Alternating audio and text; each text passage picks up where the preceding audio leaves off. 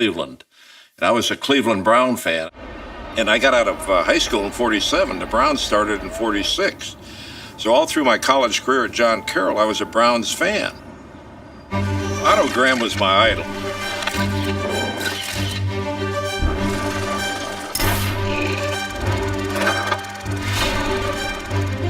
To watch Otto Graham was to watch a winner.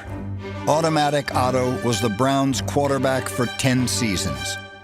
During that period, Cleveland played in 10 consecutive title games.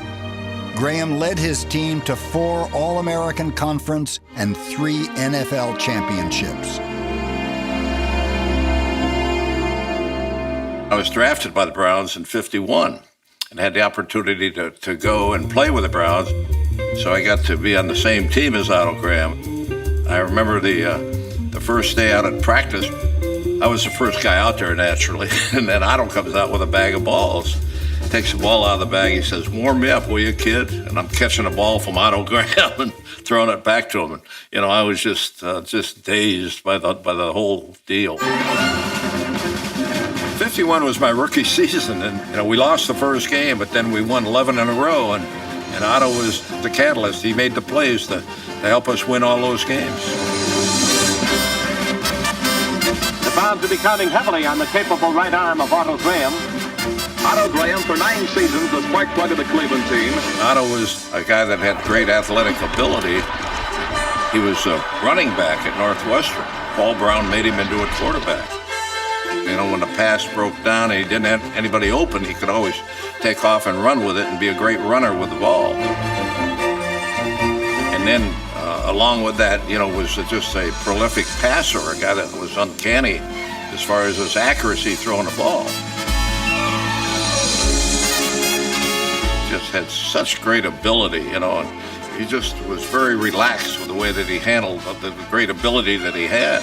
Otto Graham and George Radaman pitch horseshoes. My personality was such that I think I was always kind of cool under pressure. But I've always said that you have to have the confidence that you will do good, but at the same time, inside you have to have the fear that you might fail.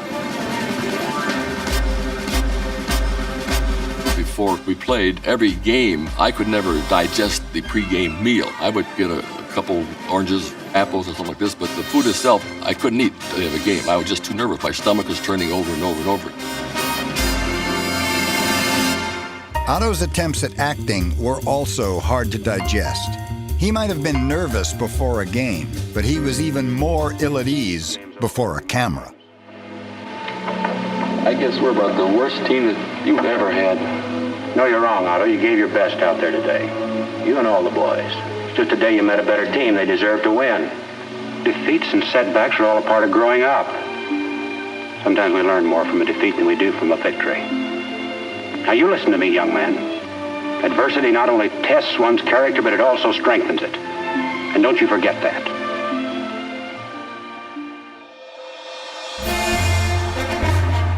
Otto certainly has to be one of the best of all time. All you got to do is look at his accomplishments. I mean, you go and look at Otto's record, and all he ever did was win championships. And how else do you judge a quarterback? Every season that he lined up, the Browns were in a championship game. It's hard to pick anybody any better.